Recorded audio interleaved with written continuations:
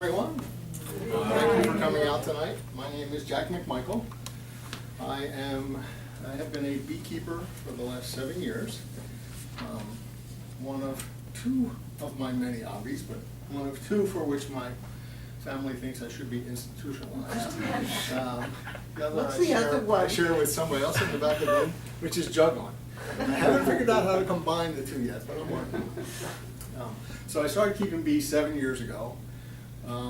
Joined the Chester County Beekeepers Association, where I live and where I'm a member, and I've been the treasurer there the last 2 years. I also belong to the Montgomery County Beekeepers Association and the Pennsylvania State Beekeepers Association.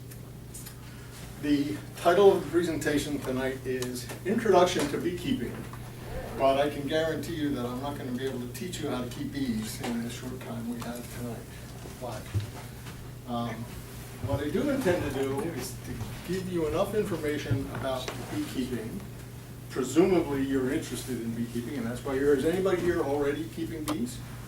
You are, okay. I just started. Just started, okay. So what I intend to do is give you enough information, if you're thinking about keeping bees, to either persuade you as to why you should, or dissuade you and give you all the reasons why you might want to reconsider that. And we'll see where it goes. So the agenda tonight, we'll talk about why keep bees, when and how to begin, because there are certain times a year that you must begin keeping bees if you want any chance of success. Talk about hives and other equipment that you will need and the decisions to be made around them. Sources of bees. How do you get bees if you want to become a beekeeper? You can't go to your local pet store and buy bees, so we'll talk about how to get bees. And we'll spend a little bit of time talking about the biology of the honeybee. And when I say bees, almost without exception tonight, I'm talking about honeybees. Honeybees are only one of about 4,000 different species of bees found in North America. But they are the only ones that are what some people consider domesticated, although I question that somewhat. We're providing a home for wild animals, but they're not. But man has had a relationship with honeybees going back almost as long as there's been man. They were the first animals considered domesticated because of the honey that they provided, which was actually first used as a wound dressing before it was used as a food source, because it's an antimicrobial. In fact, they found honey in 3,000-year-old Egyptian tombs that was still perfectly good. It doesn't spoil. So we'll talk about the biology of the honeybee, its life cycle, the different types of bees in the hive, the queens, the workers, the drones, and then the division of labor, because every bee in the hive has a job to do, a specific job to do. And the worker bees, appropriately named, progress through jobs during their life cycle within the hive. We'll talk about their diet and communication in the beehive. And then I'll get into the actual beekeeping aspects. Hive management, hive inspections, what you do as a beekeeper. I'll talk a little bit about the beekeeper's year, because things change, like lots of other activities, as to what you're doing as a beekeeper throughout the year. I'm going to trip over that before the night's over. And then we'll finish up. I'll spend a very little bit of time about honey production and extraction, bee stings and reactions to them, and the decline in the honeybee population, and what all of us, whether or not we want to keep bees or not, can do to help bees. Okay. So you're all somewhat interested in keeping bees. A couple people tell me why. What is it that attracts you or makes you think you want to keep bees? Anybody? It's helpful for the environment. It's helpful for the environment? Hence, they hopefully don't make too much work. Okay. We'll get into how much work it is. Any other? That's it? Raw honey. A honey lover. I knew there had to be one there. Raw honey, right. Okay. So when I ask that question in other groups, you hear some people say, for fun and profit. Well, really it turns out to be a lot of work and expense. Some people say for the education and experience, and at least what I've found is that it leads to a lot of head scratching and frustration, because as any beekeeper will tell you, the bees don't read the same books we do. So we think we know what we're trying to get them to do, and they'll turn around and do whatever they want to do and need to do. To help save the bees can lead to disappointment and delusion sometimes. Honey production, is a lot of work, very messy, and you'll find a limited market because there are a lot of beekeepers and bees can produce a lot of honey. Answer I didn't hear tonight, people say they want to keep bees to help pollinate their flower or vegetable gardens. And that's an excellent reason to keep bees, honeybees, but mason bees are a lot less work if that's all you're looking for is pollination. And if your answer to that is all above, those are all the reasons you want to keep bees, I say go for it. You should definitely do it in spite of all those reasons I mentioned why it may be more trouble or seem more trouble and expense than it at first seems. So unless you're taking over an existing beehive from another beekeeper, the only time you can begin keeping bees is in the spring. Now, if there are those of you that wanted to start soon keeping bees, don't be too disappointed because there are lots of things you need to learn before you actually start keeping bees and several things that you need to do before you can actually get the bees and begin keeping the bees. So this is a great time to start thinking about that process and getting ready to get bees for next spring. Okay? First is, another reason why you want to start in the spring, or you can only start in the spring, is that's when bees are commercially available. If you're not taking over an existing colony and you want to buy bees, they're only available in the springtime, generally speaking. It's also true that if you were to get bees and start a hive other than the springtime, the chances of you getting that colony's population built to sufficient numbers that they would survive their first winter are very slim. So you're setting yourself up for failure by starting to keep bees other than in the springtime. Okay? So, first decision you want to make if you want to keep bees is how many hives do I want? Lots of beginners naturally say, I want to start with one. Start small, figure out what I'm doing, how much work it is, and then expand. I, like a lot of other beekeepers, will tell you that's a bad decision. You should always start with 2 hives. Yes, to some extent, it's double the cost outlay in the beginning. I mean, your personal equipment is, you're only buying 1, but the hives themselves, you're gonna have to buy 2 hives. You have to buy 2 sets of bees. But what it gives you is that, particularly as a first-year beekeeper, if you don't know another beekeeper and have a good, close relationship with another beekeeper or mentor who can come with you every time you inspect your hives, when you open up your 1 hive, what are you looking for? Are they progressing and developing throughout the year the way they should be? Or are they lagging? Is something wrong? You won't know that with 1 hive. And you may not know it with 2 hives, but you will definitely start to notice differences in their development. And you'll be able to then research or ask another beekeeper, hey, this hive is doing this and they're here, and this hive seems slower. What could be going on? So I highly recommend that if you start with 2 hives. Now, what kinds of hives are there? Well, in the old days, anybody know what this is called? No. It's called a skep, S-K-E-P. And that's how bees, hollow logs horizontally and skeps, whether they're made of straw or reeds or clay, is how people used to keep bees. The problem with keeping bees, and there would be a small hole for an entrance here, and the bees would go through that entrance, and they would build their comb hanging vertically down from the top of the skep. The problem with that is that when you want to harvest honey, they had to cut the comb out, essentially destroying the nest and killing the colony. So it was good for 1 year. I mean, you could reuse the skep again, but you'd have to acquire more bees. So thanks to Reverend Lorenzo Langstroth, who was from Philadelphia in 1850, he developed the concept of a hive with removable frames, where the frame, and I'll show you some in a minute, where the comb is and where the bees are, lifts out of boxes like this, like a hanging file folder. You just pick it up, inspect the bees, and you put it right back in there. And then when you want to take the honey, you take the frames that have the honey on them, process your honey, and put the frames back in the hive, so you're not killing the colony. So this hive is the most common type of beehive, and it's referred to as the Langstroth hive because of Reverend Langstroth's discovery or invention. So quickly I'll go through the components of a limestone hive.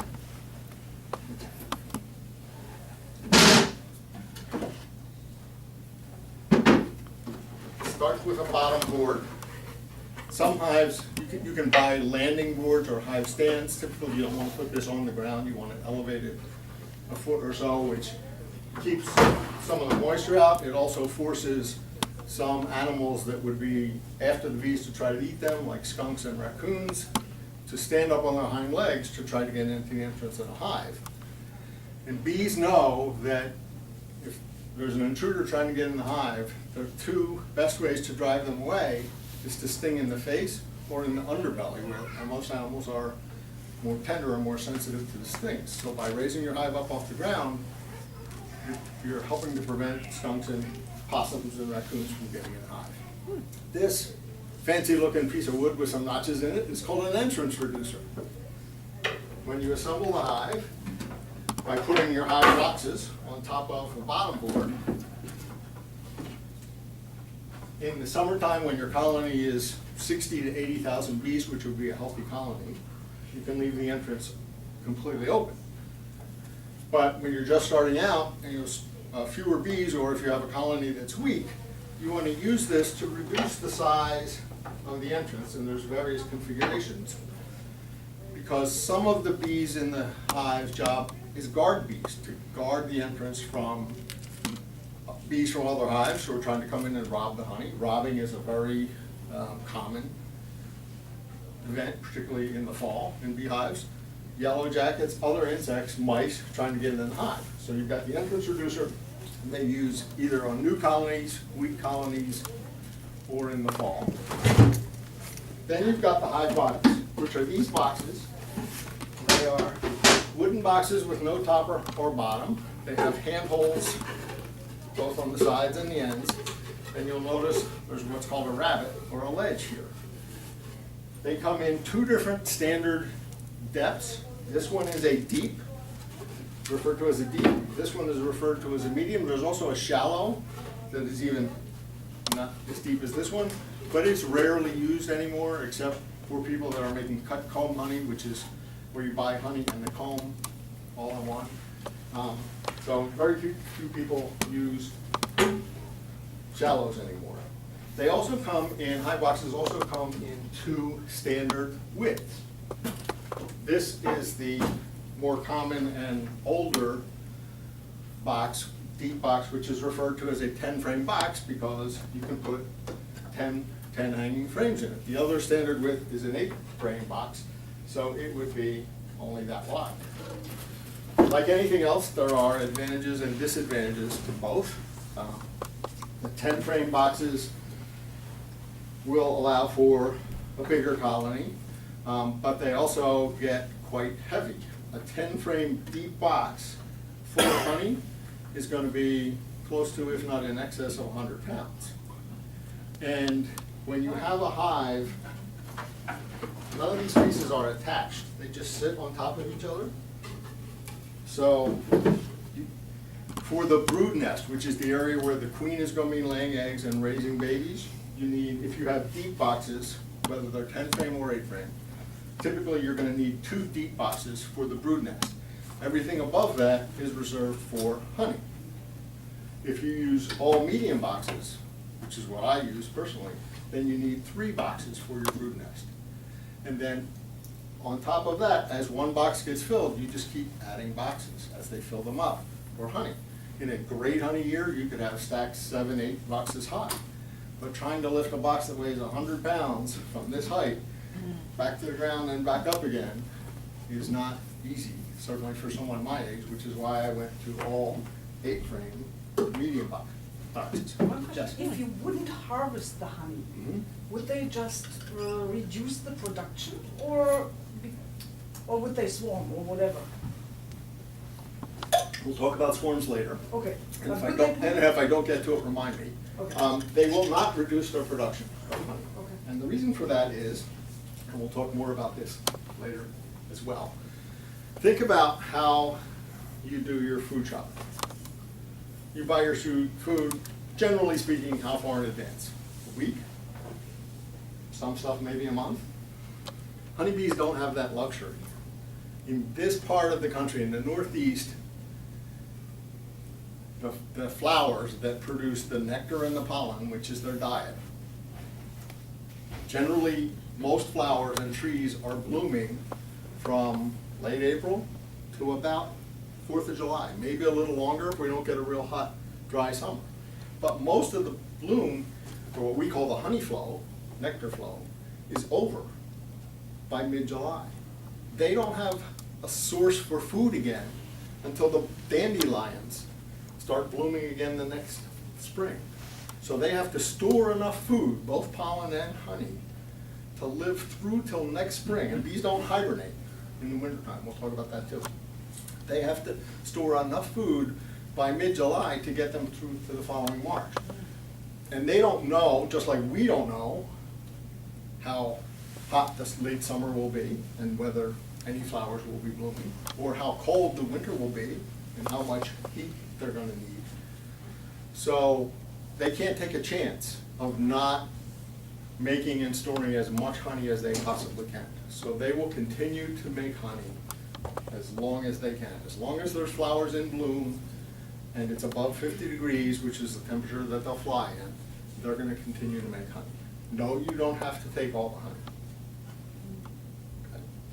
Okay. So, back to the hive. So I talked about the frames. The fact that these frames are actually filled with pictures, not honeycomb, just to show you how it works.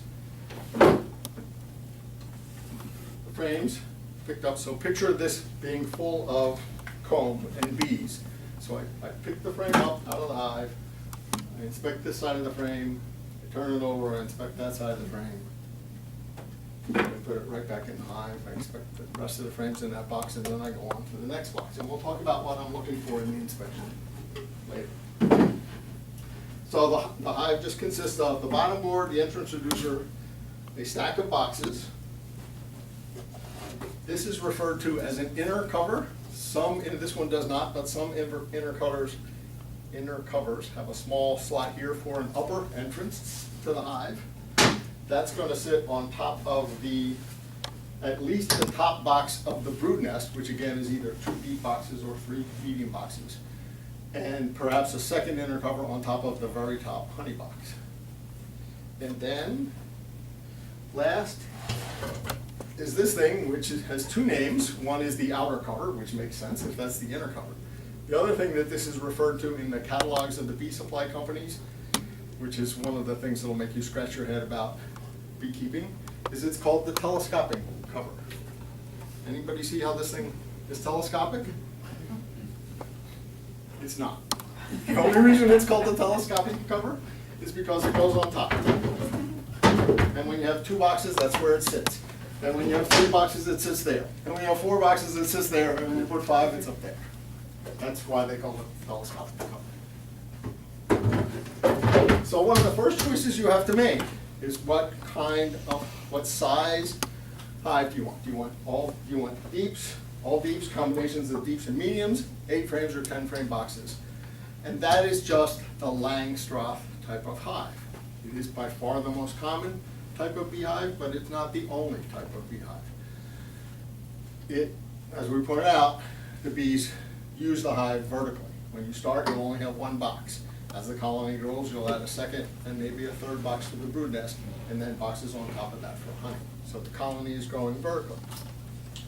There's something called a top bar hive, which is actually made to resemble the hollow logs that were used to keep bees in Africa for a long time and still used. And in that case, the bees are moving horizontally. There's no 2 sets of frames. All the frames are side by side, and the frames in a top bar hive only consist of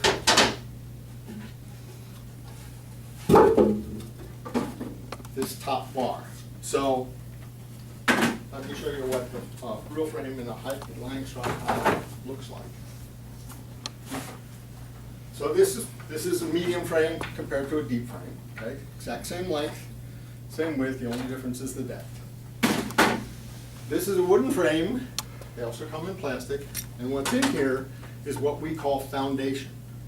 This one happens to be plastic foundation that has the imprint of the hexagon comb on it. So as a beekeeper, this is what I put into the hive.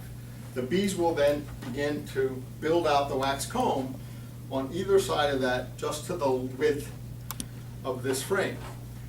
Two frames will sit together, and the bees will leave enough space between the comb that they're going to build on these two frames, just wide enough for one bee to crawl between the two wax combs. It's called bee space.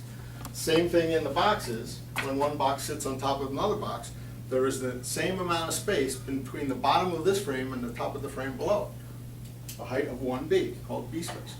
So this frame is plastic foundation. This one, I'll pass these around. This one is wax foundation. If you start with wax foundation as a beekeeper, the wax foundation is usually wired in there rather than just stuck in as this one is, because when you go to extract the honey, if it's not wired in there, you're going to blow the foundation out and have a mess. So I'll pass these around. All I would ask is that you don't press too hard on the beeswax on this. So in a top bar hive, the other kind of hive, the frames there just consist of this top bar.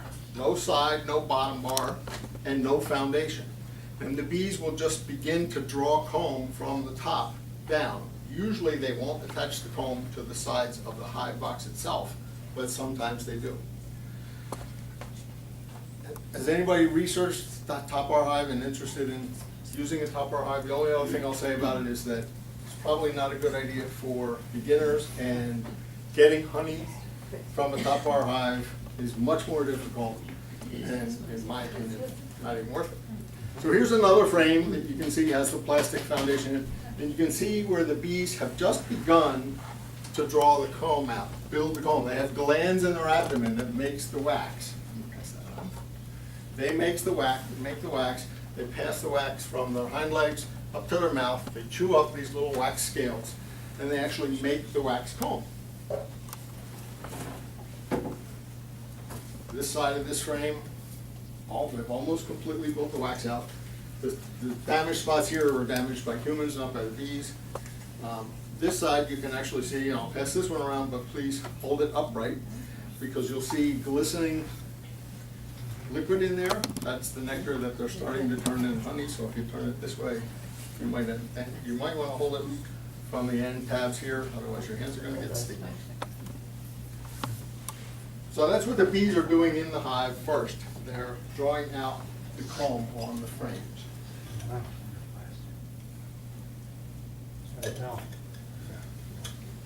Okay, so back to your decisions before getting bees.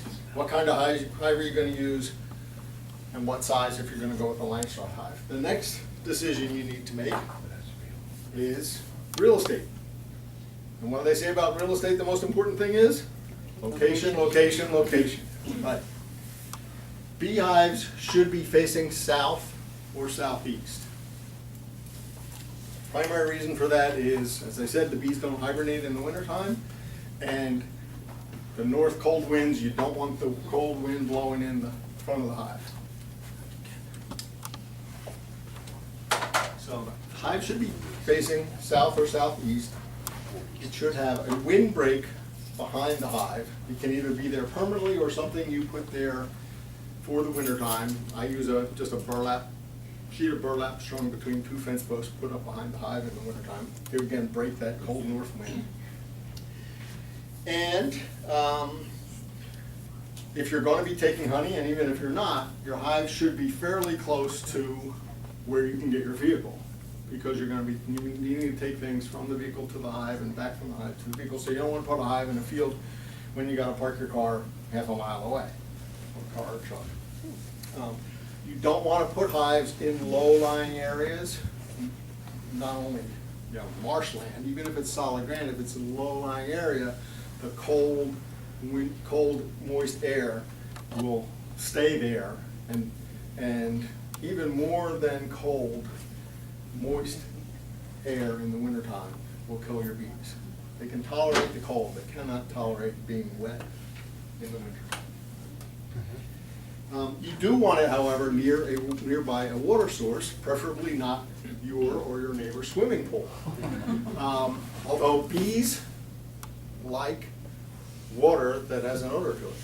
They will find a water source that is either slightly stagnant or even chlorinated water. They like the smell of pool water. So if you're gonna have a hive, put your hives near a neighbor that has a pool, you might even want to consider getting a 5-gallon bucket of your neighbor's pool water and putting it about 50 yards from your hive, closer than their pool is, at least, in the opposite direction. Because once the bees find a water source, they'll continue to go to that same water source as long as it's there. They're not gonna switch as long as that one is there. So facing south or southeast, vehicle access, a windbreak to the north, either natural or man-made, at least for the winter. Not in a low-lying area, nearby water source. Okay. So what do you need other than a hive to keep bees? You need, yes? Sorry, may I just ask regarding location, one other question. Do you need to get the approval from, the consent from your neighbors? Or is that not It's a regulated? courtesy to do that. You don't Okay. need. There are some municipalities, I'm not aware of any in Chester County, but there are some municipalities in Montgomery County that have specific regulations with respect to beekeeping, whether you can keep bees in the community, and if so, what restrictions there are in terms of numbers of hives, how far setback from the property line, et cetera. So it's something you have to research on local. In terms of your neighbors, it's always a good idea to let your neighbors know, see if they have any objections. So you're going to want personal protective gear when you keep bees. At a minimum, you're going to want what's called a hat and a veil that will protect your head and your face. As I said, the bees recognize, if they want to sting, that animals, they can recognize faces, and the faces and bellies are the most sensitive spot. And as a beekeeper, you will get stung. Make no mistake about that. It's going to happen. So at a minimum, you want a hat and a veil.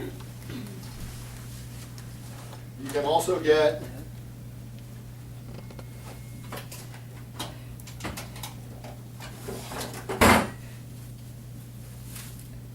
different kind of head protection. You can tell this one's mine and well used. This is a vented jacket, so it provides protection from here up. And they also make, I won't bother to get up, but you can get literally a head to toe bee suit. You will also want to get gloves. A lot of beekeepers tell you that you should be able to keep bees with your bare hands, and you don't need gloves. I think it's a good idea to have gloves. I don't always use my gloves. When we talk about the beekeeper's year, talk about the fact that in May and June, as I said, they need to collect as much food as they can while the flowers are in bloom. So in May and June, the bees are so busy going out and collecting nectar and pollen that I can open up my hives and I can be dressed like this gentleman. Short sleeve shirt, shorts. I'll have my hat and veil on, but no gloves, no protection. As long as I'm slow and deliberate, I won't get stung. But in September or October, if I open up that hive, they're now very protective of that honey that they've made because they know they're not going to get any more food until March. So if I go into my hive in September, I'm going to be fully covered, including gloves. Okay, so you need personal protective gear. There are a couple other pieces of equipment that you need to keep bees.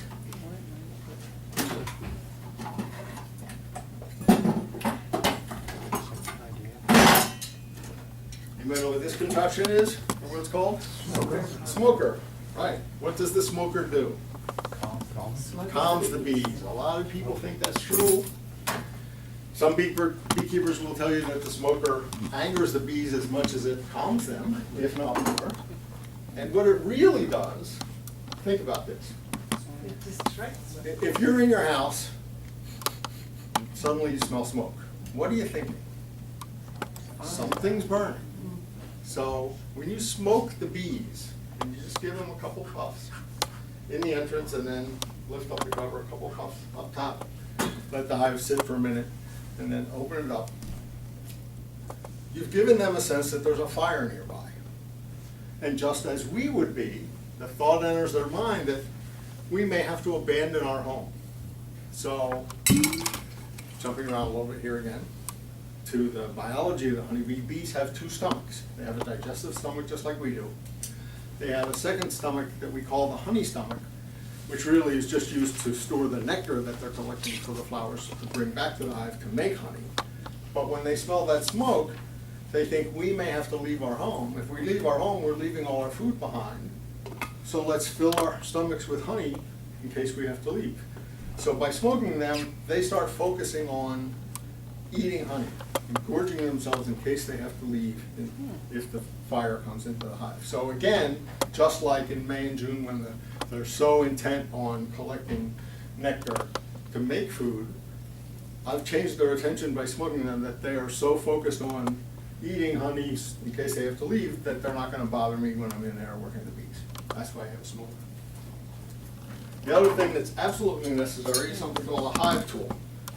Many of you may look at that and say that looks just like the mini crowbar that I can get at Home Depot. Well, it's not exactly the same. It looks a lot like it, but it's not.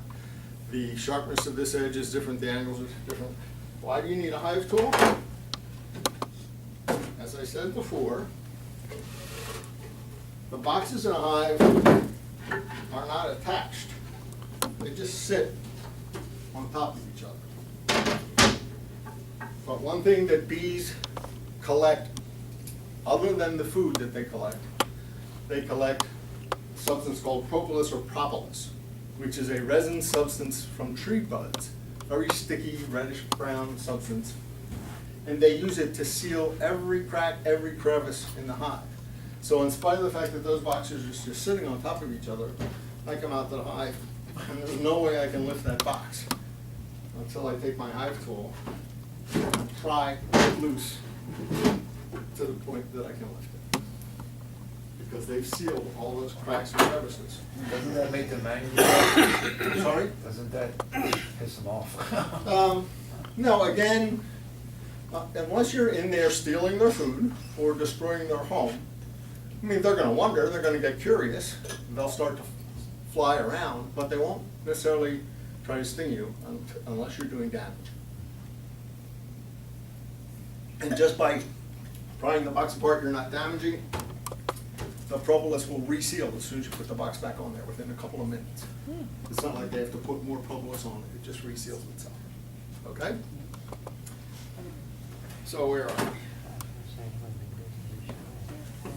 Smoker, hive tool, veil. I'm not going to talk now about honey processing equipment, but we'll talk about that later, time permitting. Okay, so you made your decision, you got your hive, you got your other equipment. Now you need bees. How do you get bees? Well, for beginners, there's two common ways to get bees. Both are by purchasing. You can purchase what's referred to as a package of bees. And you can actually purchase bees through the mail order. This is a bee package. It's a screen box that contains, when you get it, it'll be filled with 3 pounds of bees. You buy bees by the pound, just like you buy a lot of other things. Almost all of the packaged bees that are sold in this area come up from the south, deep south, Georgia or Florida. So they've been in shipment for a few days. So this can, that sits in the top of the package with little tiny holes in the bottom of it, is filled with sugar syrup, equal parts of water and dissolved granulated sugar. That feeds the bees while they're in transit. In this little tank with the screen on it is a queen. So when the bee producers down south, or some come from California, when they produce packages, and in Montgomery County and Chester County alone, thousands of these packages are shipped north every year. Thousands of them. The breeders down there make up these packages by getting bees from the thousands of hives that they have, shaking 3 pounds of bees into that box, and then getting a queen, putting her in this cage and putting her in there. The bees, if she is not their queen, they would kill her. So she has to be put in this protective cage. There's a cork on one end and there's a hard candy cork on the other end, so that eventually she can eat her way out or the bees can eat their way in. And queen bees give off a pheromone, chemical odor, if you will. And the bees recognize that. They know they need to have a queen or they will die. So initially, if they just put a queen in there, they'll recognize that she's not their queen and they'll try to kill her. But after being in transit for several days with this queen, they know they can't smell any other queen. Their queen, whatever happened to her, she's gone. So within several days, they will actually adopt her. So she will become their queen. So that's why she's kept separate in the shipping container. So you get this package of bees. I should have left that out. When you're ready, you take that out. You don't turn the box upside down, then you got it. You can take a spray bottle of equal parts of water and dissolved sugar. Spray the bees through the screens. Is that what you did? You got packages, right? Yeah. That does two things. It makes it hard for them to fly because they're all full of sticky sugar syrup. It also, they'll start to lick it off each other because it's food. So they won't be that upset when you take the package, turn it over your open hive, and just shake the bees in there. The 9,000 to 11,000 bees that are in that box. So that's, Yes, don't want to do that. you shouldn't. Okay. You could, but did you? No. I helped the beginner this spring install a package, and I got stung. She didn't, but I did. Thought I wasn't wearing my gloves. But you shouldn't get stung. Do you So- get your bees that way, I'm sorry? in a package? Did I get my Do you buy bees from down south? I did. Bring My them first over? year, I got 2 packages and that's all I got. 7 years into it, I've purchased more packages. Since then, I've also purchased what are referred to as nukes, or nucleus, you know what a nuke is. A nuke is a nucleus colony, meaning, so when you buy a package, all you're getting is the bees. You're getting no frames, no comb. The queen hasn't started laying, so you don't have eggs, larvae, pupa. It's starting from scratch. So you put the bees in that hive with the frames and foundation. The first thing they've got to do is spend several days building wax comb. Then the queen can start laying eggs, and they can start going out, the foragers can start going out and collecting nectar and pollen to feed the young. So packages are the least expensive way to buy bees. They may be the easiest in some respects, but it takes longer for the colony to get established, and that's very important for survival of the first winter. So the other option is a nucleus colony, which is usually comes in a cardboard box that is nothing more than contains 5 frames that already have the wax out on them. The queen that's in there is a mated laying queen, so there are going to be 3 frames that have brood in them. Queen with some eggs, some larvae, pupa, adult bees ready to emerge, and adult bees that are already in there doing the jobs that they're meant to do. So it's a miniature colony that's already up and running. More expensive than packages, but the other option for buying bees. Ask 6 beekeepers and 3 will say I like packages, 3 will say I like nukes or nucleus colonies. So that's how you get your bees. Other ways that you can get bees other than buying nukes or packages, you can take over or acquire an existing full-grown colony from a beekeeper who's has too many or is getting out of beekeeping. You can also capture swarms or do what is referred to as cutouts. Swarming is actually a method of reproduction by the bees, not at the individual bee level, but at the colony level. You have to think of honeybees as the colony is a superorganism, because none of the bees in that colony, the queen, the worker bees, the drone, none can survive without the others. It's like they're the individual cells of this organism.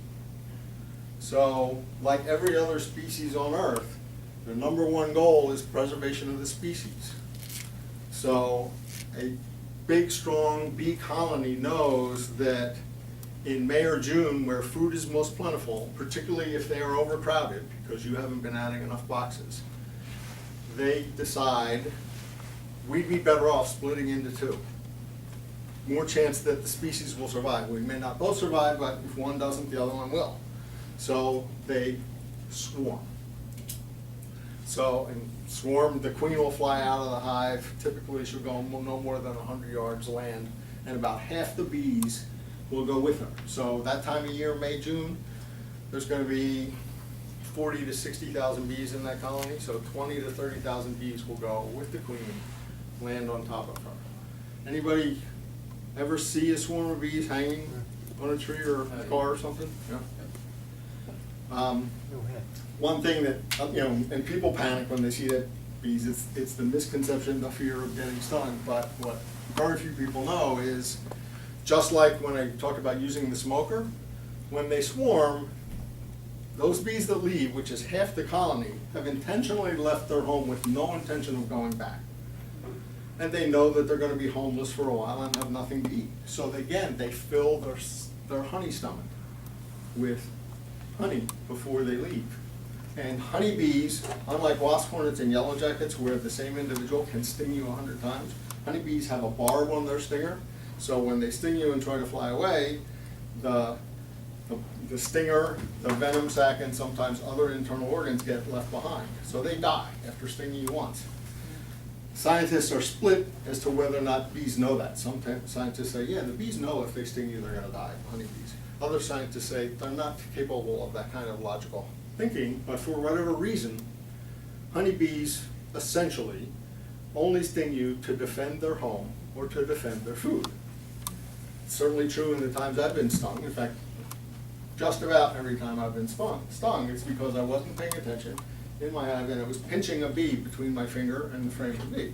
So as I put it, she committed suicide to try to avoid being murdered. Anyway, the swarm of bees, having left their home intentionally with no intention of going back, and having filled their honey stomach, that's when they are least likely to sting. You can go on YouTube and see pictures of people taking their arm very slowly, put it in a swarm of bees up to the elbow, pull it back. Other people picking up swarms of bees with their bare hands and putting them in a box without getting stung, because they have no reason to sting. If you've ever seen pictures of bee beards, a person with beards all up, that's what they do. They take swarming bees, put the queen in one of those queen cages, tie it to their ear or chin, and all the other bees will pile on top of that, and you won't get stung. Okay, getting off track a little bit, sorry about that. Well, what So- happens to the other bees, like if half of them leave with the queen, then what happens to the ones that are left in the hive? Good, I'm glad you mentioned that, because we're about to talk about bee biology, and we'll talk about that. What happens and where's a new queen come from? So within a hive, and let's say the hive has 60,000 bees, and it's a good strong hive in the summertime, there are three types of bees. One queen,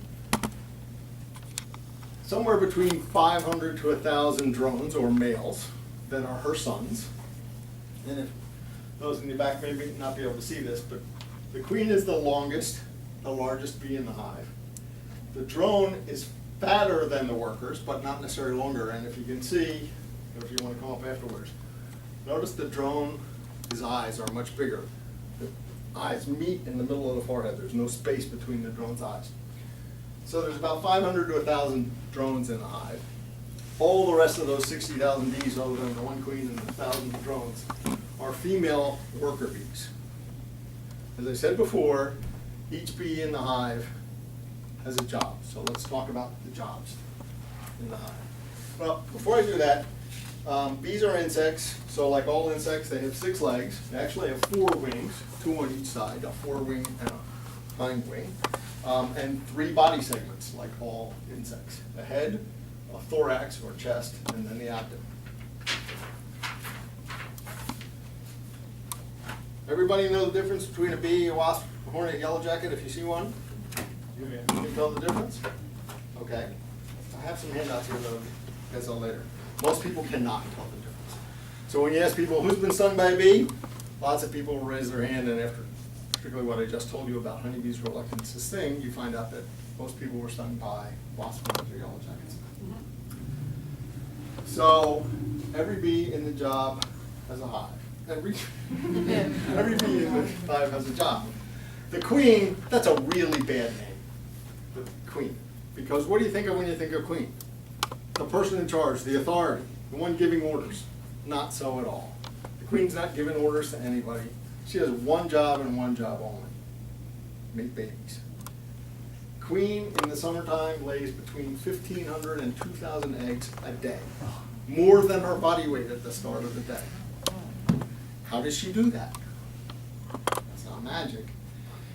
When a virgin queen goes out to mate, they mate in the air, not in the hive. When she goes out to mate, she flies to an area that we call drone congregation areas, because the drones from other hives know that's where the virgin queens are going to be, so they fly there, and the queen flies there.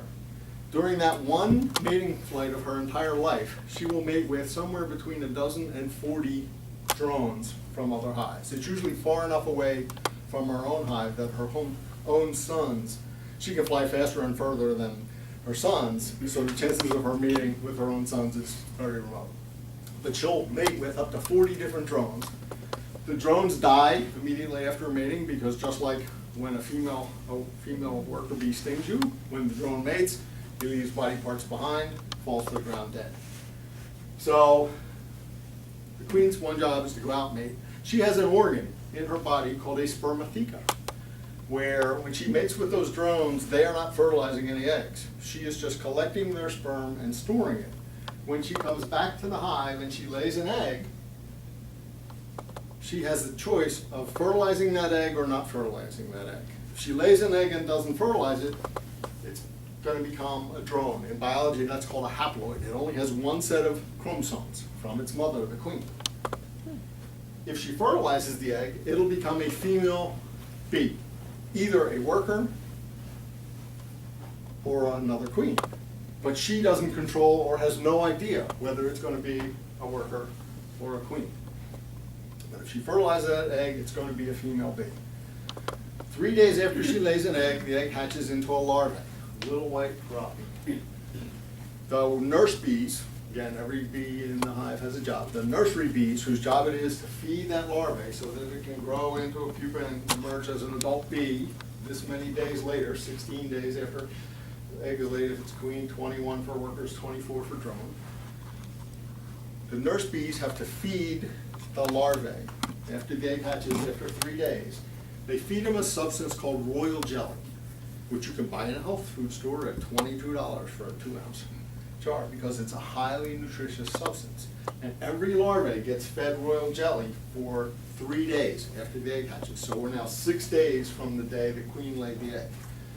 At the end of the 3 days of royal jelly, the nurse bees stop feeding royal jelly to that larvae and start feeding them what we call bee bread, which is nothing more than a mixture of honey, which is the bee's carbohydrates, and pollen, which is their protein. And that's bees' entire diet. Water, like every other living creature.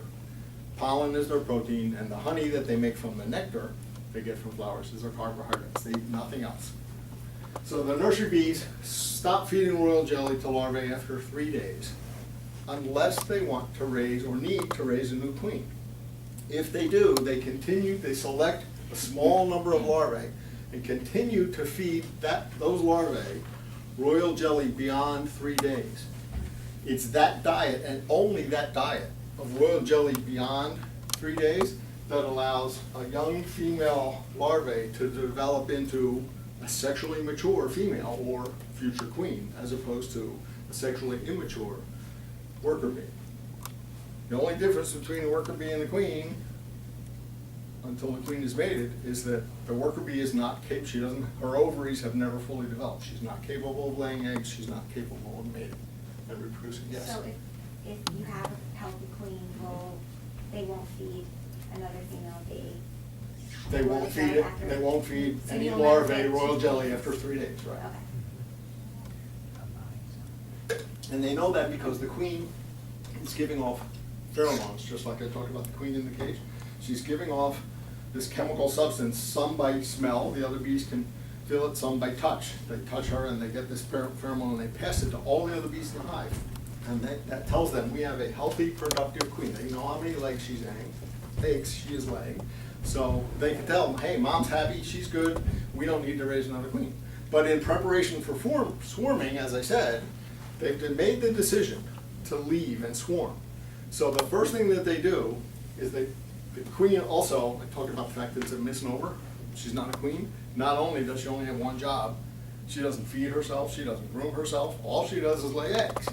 Her attendant bees feed her and groom her. Well, if they're gonna swarm, they stop feeding her, they put her on a diet. Because when she's a healthy egg-laying queen, she's too big and too heavy to fly. So they put her on a diet so that she slims down, she stops laying eggs. She flies out, about half the bees, mostly workers, go with her after gorging themselves on honey. And I'm gonna skip ahead here, only because it makes sense to tell that story now. As I said, typically the queen's gonna fly out only about 100 yards from where she left the hive. And the other bees are gonna pile on top of her, and they'll stay in that swarm. They like to try, honeybees' nests are very rarely found out in the open. They like being in enclosed cavities, protected cavities, whether it's hollow trees or hives. So they like to try to find their new permanent home before the first nightfall. But they don't always do that, and in fact, my experience and other beekeepers in Chester County Club this year have found more swarms are spending 1 or even 2 nights in that spot where the queen first lands and all the bees land on top of her before they go to a new home. What does that involve? When they land, when those 20,000 bees land on that pile on top of the queen, they'll send out about 100 scout bees to look for a new permanent home. And one scout bee will come back and say, I found this really nice oak tree over here by a beautiful garden, sunset view every night, it's great. And another scout bee will come back and say, that's nothing, I found this penthouse tree, overlooks the river, it's fantastic, got lots of room. And those 100 scout bees will come back and by dance, they do a dance through this pile of bees. And when one scout bee comes back and tells a story that sounds like a nice place, a couple other bees will go there and check it out. Another scout bee tells their story, other bees go there and check it out. And collectively, that swarm decides which scout bee has told the best story, which one has found the best home. And then collectively, they'll get up and fly and move into that new home within no more than a couple days. She's not an authority, she's not telling them where to move. Like every other decision in the hive, it's made collectively. There's a great book by a researcher from Cornell University by the name of Tom Seeley, S-E-E-L-E-Y, I think it is, Honeybee Democracy, that talks about the fact that these amazing little creatures make all the decisions that they need to sustain life and get all the work that needs to be done collectively, without any authority. And there's no arguments. It just gets done. If it needs to be done, it gets done. Okay. So, back to, okay, so we talked about the queen's job. The drone only has one job. We talked about that. That's to make the virgin queen. So every other job in the hive is done by who? The workers. So it's kind of just like human beings. The women do all the work, lazy men. Okay. The worker bees graduate through jobs in the hive through their lifespan. And their lifespan in the summertime, if the queen lays a fertilized egg, that's going to be a worker bee in May. The lifespan of that bee is 6 weeks, roughly 42 days. If she lays the same fertilized egg in October, that worker bee has a lifespan of 4 to 6 months. Why is that? Ever heard the expression, busy as a bee? In the summertime, the workers literally wear their bodies out, so they die in 6 weeks. In the wintertime, when there's not nearly as much work to be done in the hive, the same worker bee can live 6 months. So as soon as the worker bee emerges from her cell, where she spent time as an egg, larvae, and pupa, her job is to clean out the remains of the pupa and any other debris that's in that cell, because along comes the queen, she needs to be laying 2,000 eggs a day, so she needs that cell again. So first job, clean your own cell.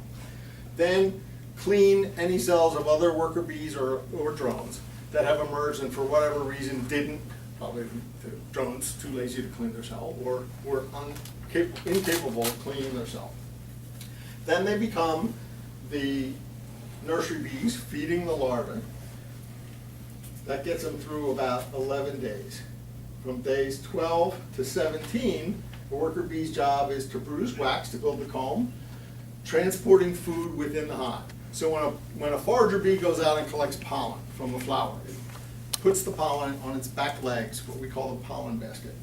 I've just got a great picture of that. So another difference, well, the difference that we didn't talk about between bees and wasp and hornets and yellow jackets is bees, and this refers to all bees, not just honeybees, essentially have hair over most of their body. Bees even have hairy eyeballs. Their eyeballs are covered with hair. What that does is when they fly through the air, static electricity is building up in all those little hairs. So when they land on a flower that's full of pollen, the pollen literally jumps onto their body. And they take their front legs and just comb all that pollen onto what we call a pollen basket, which is nothing but it's almost like their hind legs have Velcro, little hooks on them. And they create these pollen balls, and they fly back to the hive, and the bee who collected the pollen will deposit the pollen in the cells to be fed to other bees or eat themselves later. When a forager bee goes out and collects nectar that's going to be turned into honey, she doesn't deposit that nectar into the cell. She comes back and passes it mouth to mouth. Her job is the forager. Her job is to go out and collect nectar from flowers. She comes back and she passes that nectar to one of her sisters, who, based on her sister's age and job within the hive, is producing enzymes that are going to start the process of turning that nectar into honey. So she takes the nectar from her sister, deposits it into the cell, starting the production of honey. So days 12 to 17, they're transporting food within the hive. Days 18 to 21, they're the guard bees that are standing by the front door. They're waiting to sting the raccoon, the possum, the skunk, the yellow jacket in September that's coming in search of food. And then the last, essentially, 2 weeks of a bee's life is the only time its job is outside the hive. If you see a bee flying around and landing on flowers, it's in the last couple of weeks of its life. That's the last job it has before it dies. Okay? And a job that's not listed here, but a very important job in the hive, is undertaker. If a bee is old and dying, it will intentionally leave the hive because they know that if they die in the hive, what happens to dead bodies? Bacteria, disease. They don't want to kill again. Preservation of the species. So if I know I'm sick and dying, I leave the hive. I don't die in the hive. But because of beekeeper clumsiness or other reasons, some bees die within the hive. So there are bees whose job it is, and they're all females, again, female worker bees, whose job it is to be undertaker. 3 bees will drag that corpse to the front of the hive, fly out 10 feet and drop it, sometimes 10 inches, but they'll get that dead body out of the hive. When I talk about the entrance reducer, this won't do it. Even if you have the opening that big, in the winter time, you also need something called a mouse guard, which you can either buy commercially or just make with like hardware cloth. You need to reduce the entrance to less than 1/2 inch because mice love to get in beehives in wintertime. It's warm, there's lots of food. So they'll crawl in there, and the bees, of course, don't like those intruders, so the bees will try to sting the mouse until it leaves. If it won't leave, they will sting until it dies.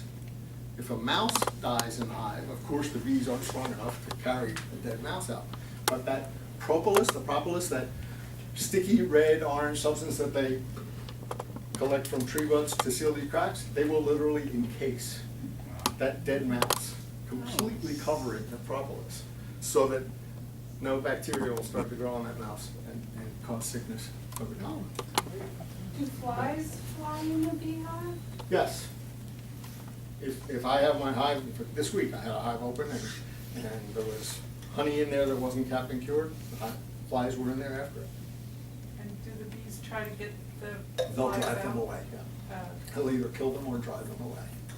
And then the same process, they won't leave the dead body in there. Okay? So those are the jobs of all the bees in the hive. And as I said, the worker bees graduate through those jobs during the course of their lifetime. But, again, to talk about the colony as a superorganism and the collective decision-making, if lots of flowers are in bloom, so there's lots of bees out there collecting nectar and coming back to the hive, and they're supposed to pass that nectar to one of their sisters to start making honey, and there aren't enough bees there to collect, mind, I just come back, I got this great load of nectar, and there's more out there, I wanna go get more. Who's gonna take this from me and start making honey? If there aren't enough bees to do that, through dance,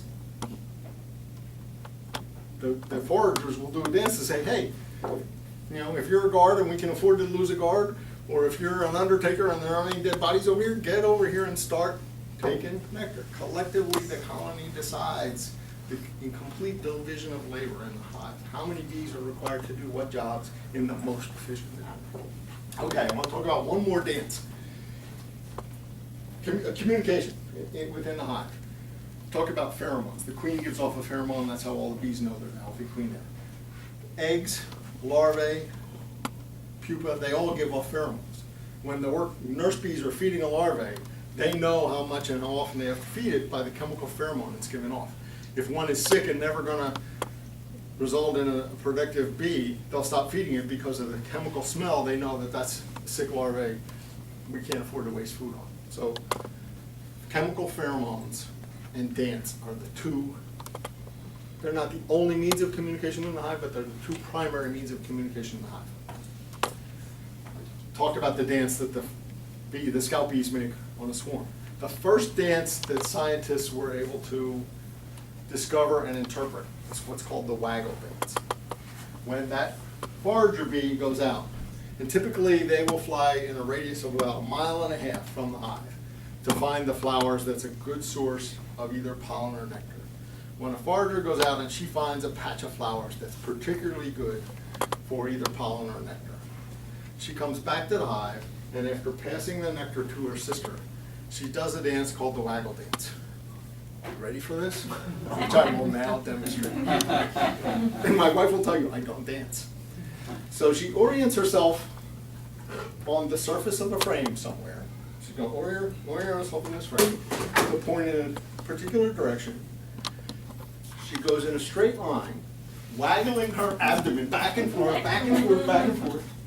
Turns, goes back to the starting point, waggle, waggle, waggle, waggle, waggle. Turns this way, back to this, and she'll do that over and over 6 or 7 times. What does that mean? The direction that she heads, the direction that she faces on the frame tells her sister, fellow forager bees, when you fly out the front entrance of the hive relative to the sun, where the sun is right now, that's the direction you need to go, exactly. The distance that she goes in that straight line, waggling her abdomen before she turns around and comes back, tells them exactly how far they have to fly, within 3 feet of the flower. So that her sisters, never having been there, know exactly where to find that good food. These things are amazing creatures or what? And that's just one example of so many. And she's just repeating it so that everybody gets it? Yeah, or- because again, well, what's life like in the hive? Yeah, it's busy. It's completely dark. Oh, okay. Okay? So others can't see her dance. They're touching her as she's doing the dance. And then they go out and fly, she does it again, so 6 or 7 more can feel the dance, and then they go out. That's when she does it over and over again. All the communication is occurring in complete darkness.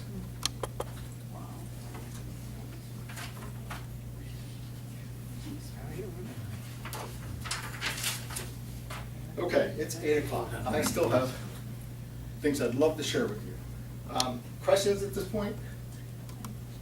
So if the honeycomb, or the comb Mhm. is for all the bees, where's the honey made? Okay, so,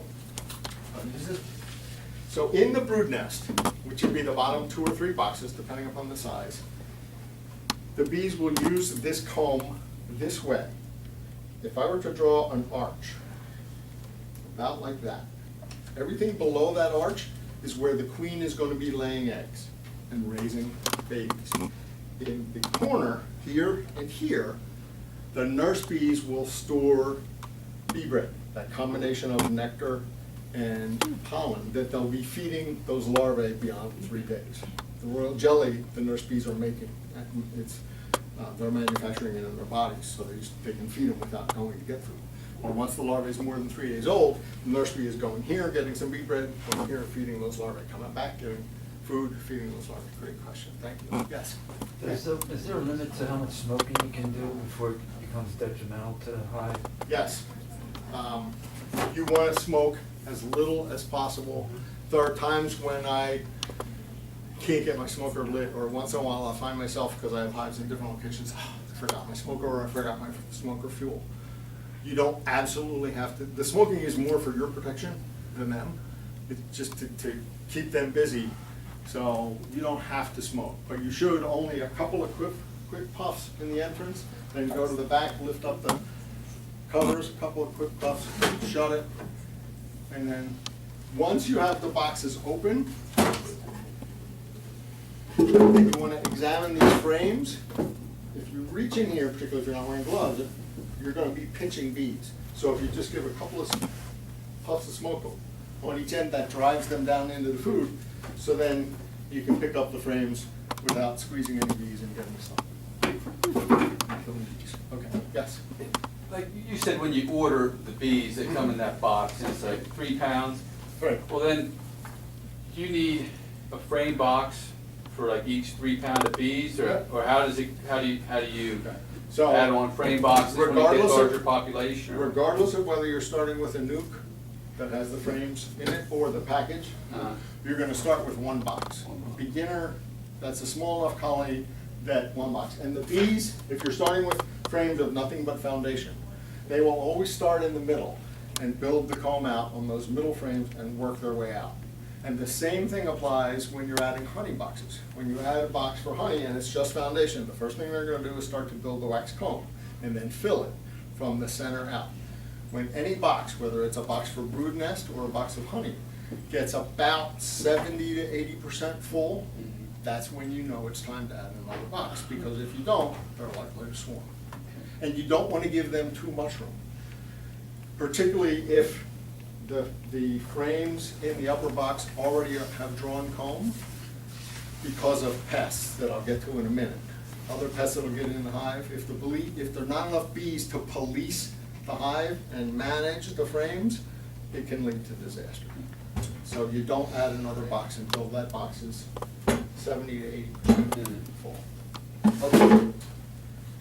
All right, we talked about the honeybee diet, water, nectar, pollen, that's their entire diet, the royal jelly. Okay, hive inspection and management. Every time you go into the hive to make your inspection, you need to do so with a specific purpose. You don't just go in there and say, oh, that's nice, pick up every frame. Because you are invading their home. They don't like it. It actually does, their productivity is decreased by virtue of you going in the hive. But you should, as an active beekeeper, inspect your hives from spring until fall, every week to 10 days. There's a difference between being a beekeeper and a bee hacker. Yes, there are wild bees, or what we call feral bees, that live in trees without any intervention by humans. And yes, they have survived for thousands and thousands of years that way. But if you're going to be keeping bees in hives, you have to manage the bees and work the bees. If you don't, a couple things will happen. One, if they don't die within the first year, I can pretty much guarantee that they'll die before the end of the second year. So you're going to spend all that money and got those bees, and particularly if you're trying to help the bees, all you did is kill them. The hive will become weak, and the bees from this hive, your weak hive, will fly and try to get in your neighbor's hives.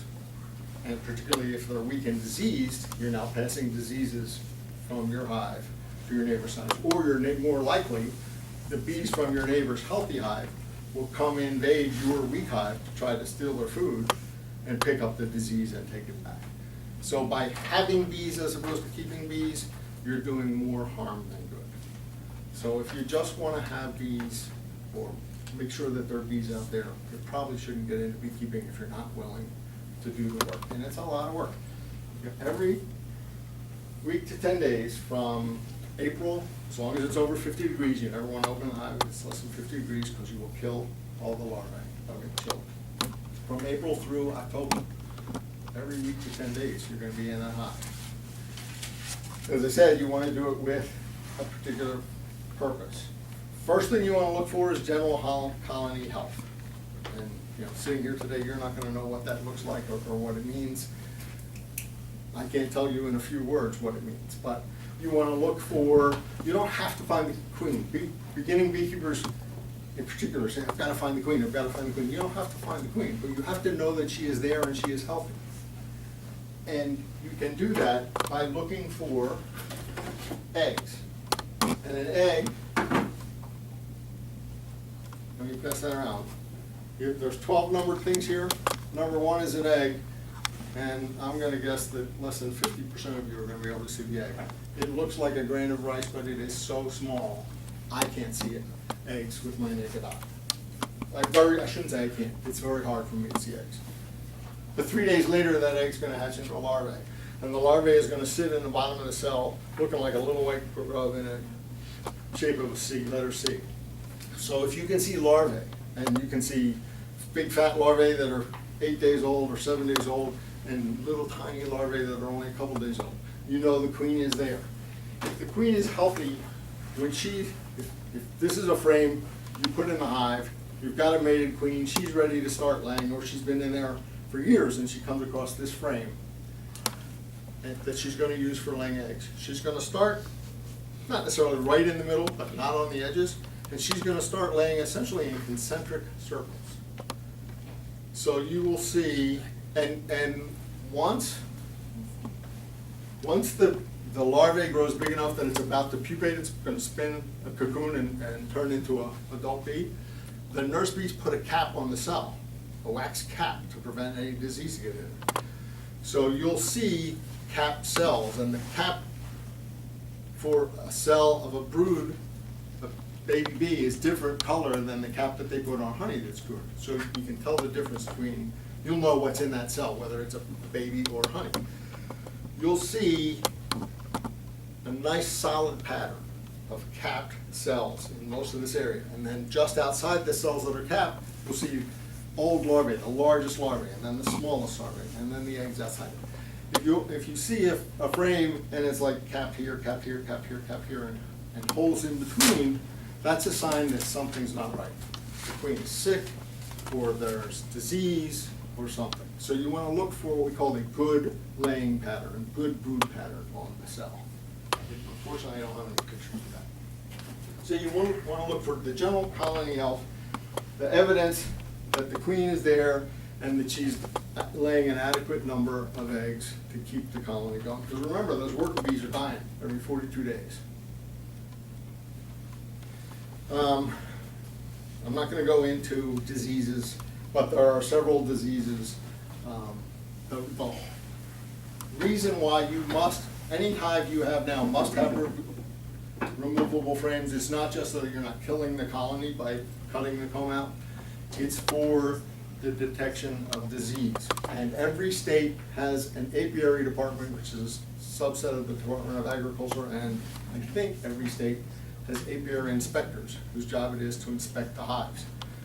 This is absolutely one example where you should not, absolutely not, think of a government inspector as something bad. The Pennsylvania, I know the same is true in New Jersey and probably other states. The Pennsylvania bee inspectors, and Pennsylvania right now has 7 inspectors, are your friends, particularly as a beginning beekeeper. They're supposed to inspect every hive once every 2 years. If they call you and say they want to do an inspection in your hive, invite them and try to be there. They will educate you, they will help you, they'll point out diseases that you didn't know your bees have, and they'll let you know if it's a disease you need to treat or worry about, and if so, how, or if it's a disease that the bees will take care of. So, You get in touch with them by joining the Beekeeper Association? they get, so. How do they know if you have a hive? Every state has regulations about registering your hives. Not every beekeeper registers their hives, it's an absolute fact, but you should. And in Pennsylvania, it costs you $10 every 2 years, whether you have 1 hive or 100 hives. You register as a beekeeper, and you identify where your hives are. But it's $10 for 2 years. And then they get in touch with you to say, I would like to inspect your hive. So that, they know all these diseases. As you get more experience, you'll learn some of the more fatal or more serious diseases, but I'm not gonna go through that. Pests. There is a little bug. The scientific name of this bug, just to give you a sense of what a kind and gentle creature it is, its scientific name is Varroa destructor. Its only host is a honeybee. It's a parasite. It's essentially the same as ticks are to us. It attaches to the bee, and for many years we thought it sucked their blood, and that was what the mite was doing, was eating the blood. And bees don't even have blood, it's called hemolymph, which is a whole other, they don't have veins and arteries. There's actually a grad student at the university, PhD student at the University of Maryland, just last year discovered that they're not feeding on the blood, but they are attaching to the bee's body and essentially living off the bee's body. From a size proportion, it would be like having a watermelon on your neck. So they are horrible. They came to this country in 1989, and they are the biggest problem for beekeepers today. Varroa mites are killing more hives, more colonies today than any other cause. And just to make matters worse, if the Varroa mite itself doesn't kill the bee, we now know that those mites carry up to 24 different viruses, several of which are fatal to the colony. There's not, that issue of trying to kill a little bug attached to a slightly bigger bug is not an easy one. That's a great idea, but as of yet, there's no vaccine. Give me 1 second, I'll get you. Where's it going with this? 24 viruses. As a beekeeper, particularly a beginner, you're not going to be able to spot those viruses until it's too late. One, the virus that is easiest to spot, and you won't see the mites on the bees either, so you won't know you have a mite problem because the mites typically are attached to the underbelly of the bee. But what you'll notice is one of 2 viruses. One's called a K-wing virus. So the bees, the newly emerged bees, and the mite feeds on the larvae of the bee before the pupa, before it emerges from its cell as an adult.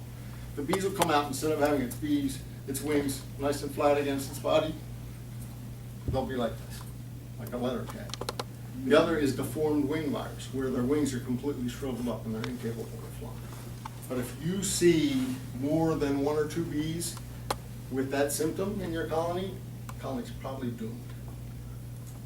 So we don't have time tonight to go into the many ways as a beekeeper that you have to try to deal with the Varroa mite issue.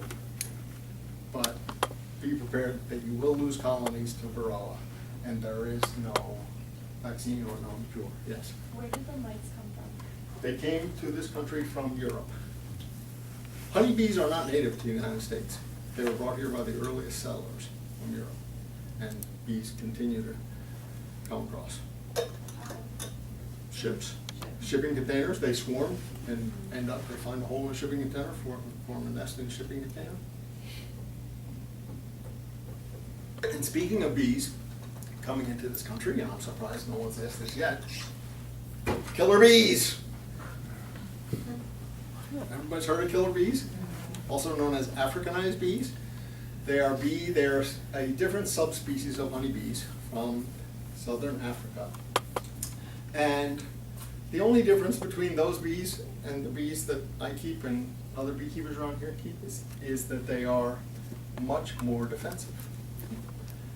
If I go into my hive, as I said, in September, I open up that hive, there may be, out of the 40,000 bees in the hive, there may be 100 bees that are flying around and will be bouncing off my veil so that I know that they're trying to sting me because they think I'm going to steal their food. If they were Africanized bees, as soon as I open up that hive, there'd be thousands of them. They're just much more defensive, much more aggressive. Other than that, they are the same honeybees. The good news is that they cannot tolerate our northern winters. And they actually some scientists in Brazil intentionally imported Africanized bees to do studies on them back in 1957. and some escape. And they have been working their way north, but they cannot tolerate our winters. Yeah. So above, I think it's somewhere around southern Kentucky. There are a few Africanized bees in our south, but they cannot live through our winters. Okay, so we talked about varroa mites, that they're a really bad problem.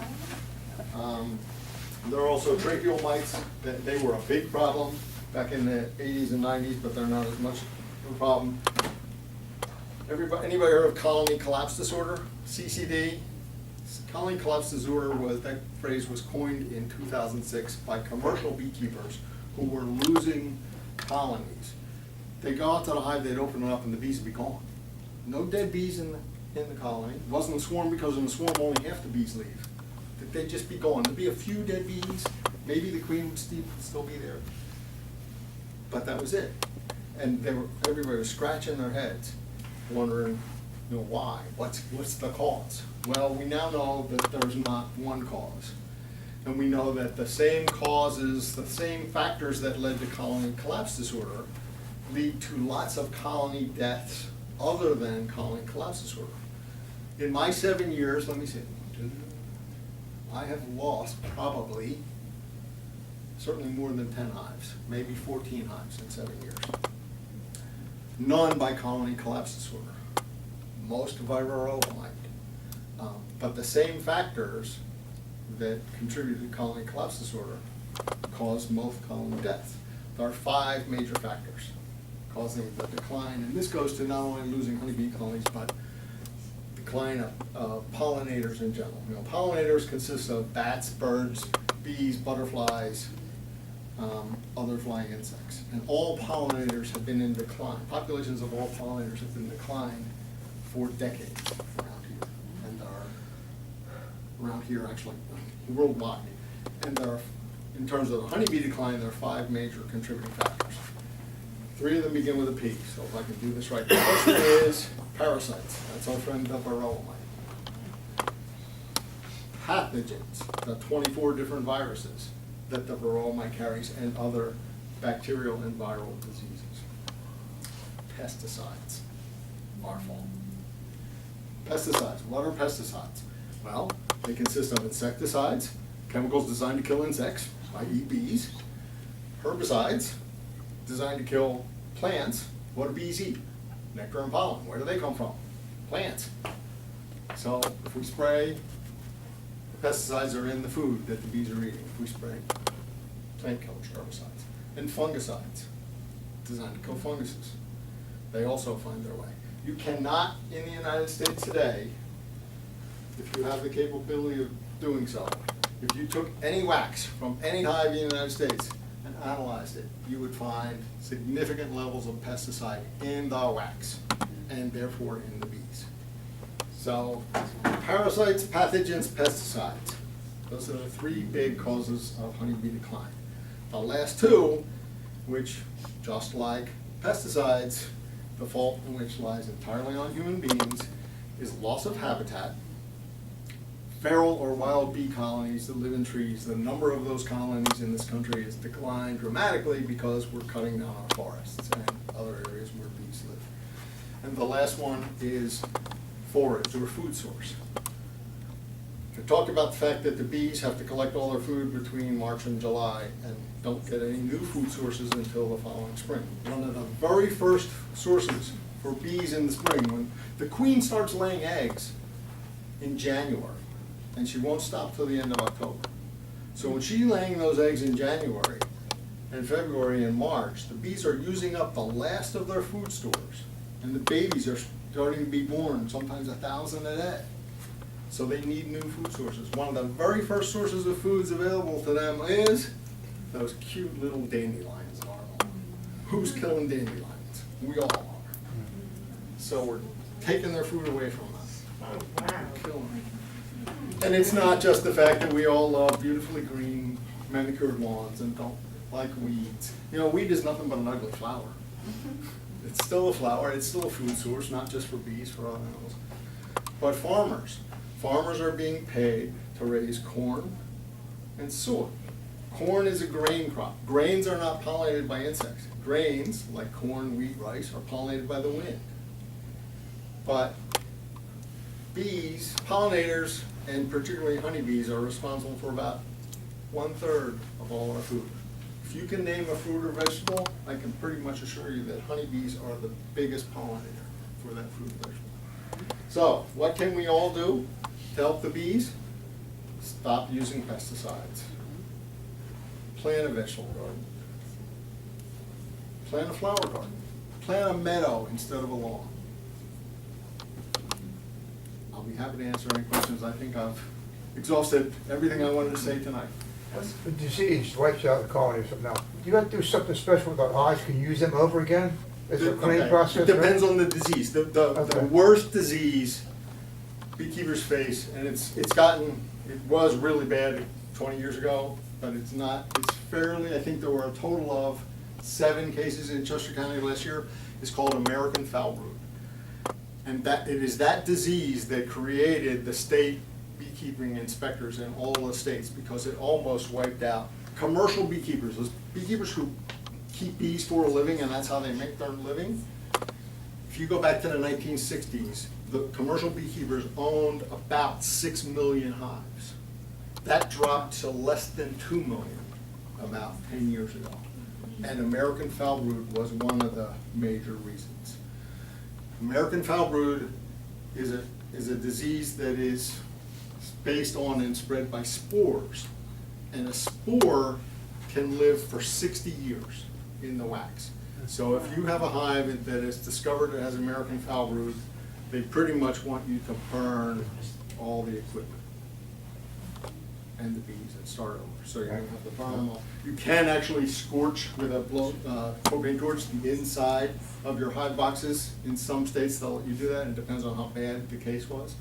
Other than that, all of the other diseases are either treatable by humans, or the best defense, even for American foul brood, and the varroa mite. If you have a strong, healthy colony, the bees can pretty much fend for themselves. That's why, even though there are far fewer of them now than there once were, that's why there are still wild bee colonies living in trees. If it's a healthy colony, they can fend for themselves and fight off the diseases and the pests. Okay? Yes? As far as a meadow for bees, what would you, our land is being ripped up by Sunoco's pipeline. We want to plant a bee-friendly Mhm. thing in place. What would you put in? Wildflowers. I've got some great books up here. 2 great books for, and I've got a handout that talks about these books. 2 great books for beginner beekeepers. These 3 books about, and there's another one that I meant to bring, about planting pollinator-friendly gardens. One of the best things you can do, I talked about the fact that around here, most of the blooms are over by July. Find plants and flowers, plants and trees that blossom in the fall. In this part of Pennsylvania, we get 1 honey crop a year. Come mid-July, the bees aren't gonna make much more honey, other than the fact, and I should have mentioned this earlier, because the bees can't collect new food after July, as a beekeeper, you need to leave roughly between 70 and 100 pounds of honey on the hive for the bees to get through the winter, because they don't hibernate. As I said, the queen is laying eggs starting end of the first week in January through the end of October. When she's laying eggs and there are larvae in that hive, the bees have to maintain the temperature around that brood nest between 93 and 97 degrees all the time, or the larvae will die. They'll chill and die. So in the wintertime, when it's cold, the bees all get together in a cluster, shoulder to shoulder, and they can literally detach their wings from their wing muscles. They don't flap their wings, but they're shivering their wing muscles. In that ball, if it's a good healthy size, it's going to be about the size of a basketball. So think of this ball of bees about the size of a basketball in 2 boxes, shivering their wings. That generates enough body heat to keep the brood that's inside that ball at 93 to 97 degrees all winter long. But to do that, obviously, they're expending a lot of energy, so they need to eat well. That's why you need to leave 70 to 100 pounds of honey on the hive for the bees to get through. Feeding, yeah. So, the best way to ensure that, as a new beekeeper, whether you're buying a package or a nuke, the best way to ensure that that colony population builds up strong so that it's strong enough to get through the winter is to feed them heavily in the spring, before there are a lot of flowers blooming. And you feed them 1-to-1, what we call 1-to-1 sugar syrup, equal parts by either volume or weight of water and granulated sugar. You heat the water just enough to dissolve the sugar, you don't want to boil it. And then there are various ways that you can turn an empty jar, like a mason jar or a gallon jar with small holes, just like this can. It has small holes in it. You fill it completely, because it works by vacuum principle. You fill it completely, put the lid on it. If it's a jar, just take a small nail and poke several holes in it. Turn it upside down right on the frame. You can have another box on top of that. You don't want to leave it out in the open. And the bees will be able to drink that fluid, and it's not going to drip out because of the vacuum principle until they suck it out. In the fall feeding, if you've got a colony that has made lots of honey and you can leave 100 pounds on there, then you don't necessarily need to feed it in the fall. You can if you want to try to keep it stronger, or if it's not a real strong colony and you want to try to get it through the winter, you have to change the recipe to 2 parts sugar to 1 part water. Because in the colder temperatures, they can't process that 1-to-1 sugar syrup into honey. The process of making honey, when they collect the nectar has a very high content of water. It's mostly water. So aside from the enzymes that the collector bee is adding to make the honey, she puts it in the cell, and another bee is going to stand there and flap her wings to dehydrate that nectar, and that's how you get honey. A few enzymes from the other bee and getting the moisture content down to less than 17%. So they're not eating it, they're eating it to make the honey to sustain themselves. The through nectar? winter. Yeah, whatever you're feeding them, they're using it, if you're feeding them to sustain them through the winter. They're not feeding going it. to. They're not just feeding it as a one feeding, they're feeding it to make. They're not going to eat it directly that way. They're going to make artificial honey out of that sugar syrup and then feed it later. Yeah. So it sounds like you have hives in a lot of locations. I have hives in 3 different locations. So how do you maintain them and through the winter, do they make it? I retired 2 years ago. Do they I make retired it, your when- hives make it through the winter? Okay, so going into last winter, I had 11 hives. And actually, last spring, I had 11 hives. And more beehives die in March than any other death. And many die, if they don't die because of the varroa has made the colony so weak, they die from starvation. They run out of food before spring bloom. Last year, and mostly because of varroa mites, 5 of my 11 hives were dead by October, which is very unusual to have that many losses in the fall. Fortunately, none of my other 6 died during the winter. I fed them like crazy. There were 2 or 3 of those 6 that I really wondered if they were going to make it through the winter, but they all did. Go back a year earlier, and I lost 2 hives over the winter of 6. The year before that, I had no winter losses at all. It's a function of the health of the hive, how severe the winter is, this past winter was relatively warm, so flowers were blooming early. So winter losses, you would think, weren't that bad.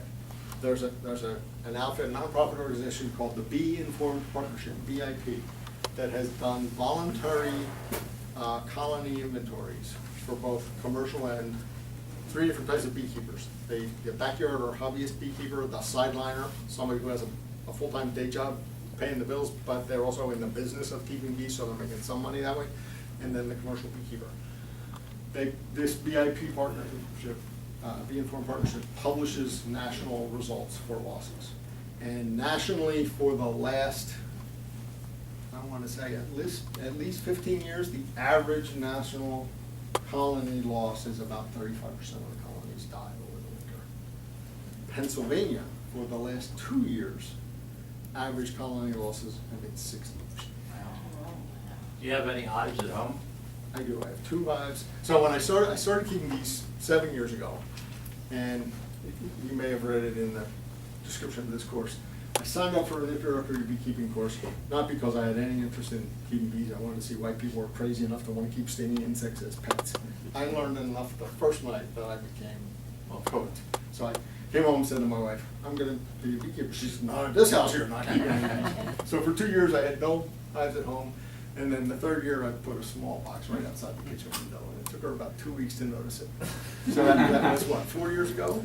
She now gets up every morning, looks out the window and says, our girls are flying. yeah. She won't don the suit and help me at all yet, but she's interested. Do you recommend buying package bees in our area as opposed to getting them from? Whether you are buying packages or new, there's no such thing as a local package.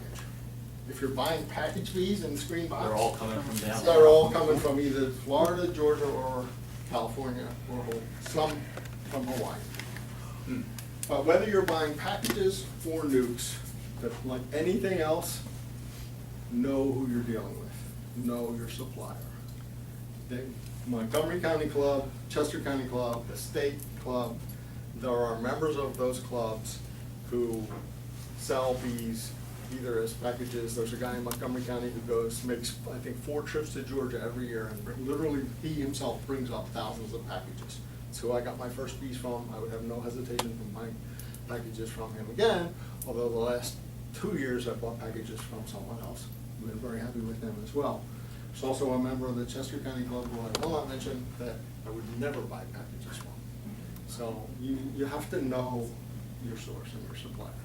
Most nukes may or may not be local, and because they're available in the spring, if they say it's a local nuke, what that means is the bees have overwintered, but it's a new queen that they just bred and raised. Now, they may have bred her and raised her from overwintered stock, so she might be local, but she also may be imported. But within a few weeks, the whole hive is gonna, have the genes of the queen. Yes? I'm curious, what would a new beekeeper, what should they expect cost-wise for a package of bees, a box? Okay. And the unit to cover yourself? Okay, so, and I've got a handout here. Let me start handing these out as I answer your question. If you would take one of those and pass them around. I've got major beekeeping supply companies as well as beginner books here. Take one and pass them out. So, a package of bees, the prices have been going up the last couple of years because, believe it or not, it's not at all unusual to see this many people interested. Because of the press about bees, a lot of people are beginning to keep bees.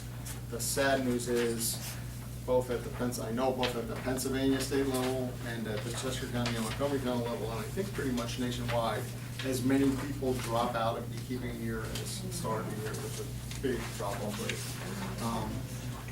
It's not cheap. Packages this past year, I was paying about $140 per 3 pounds of bees per package. Nukes are gonna be somewhere between 170 to 250 per nuke. With the same amount of bees? No, the nuke actually has fewer bees, but because they're so far ahead of time, they will catch up and surpass the packaging in colony size into it. A beginner hive kit, and you'll see if you look at some of the beekeeping supply companies there, you'll see that they put together packages of everything the beginner beekeeper needs. You're probably better off not buying those because they're putting a couple things in there that you don't ever want to use. One of the things they put in there is called an entrance feeder, where you're taking that sugar syrup in an upside down jar, and the insert's right here, so the food's right here. All that does is encourage robbing. It encourages bees from other hives to come in here and fight your bees and kill some of your bees to try.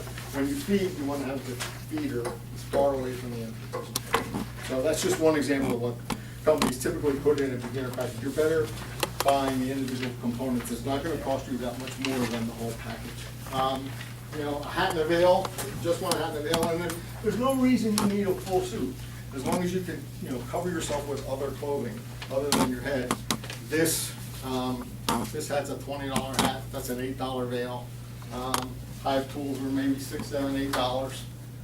Smokers range from $17 to $30. So you're gonna spend several $100s to get started. And again, I strongly recommend two hives. Just unless you know another beekeeper who's willing to come with you when you inspect the hives regularly to help you learn, are they developing the way it should be, is there a disease you need to take care of. With two hives, you'll notice a difference and you will ask questions.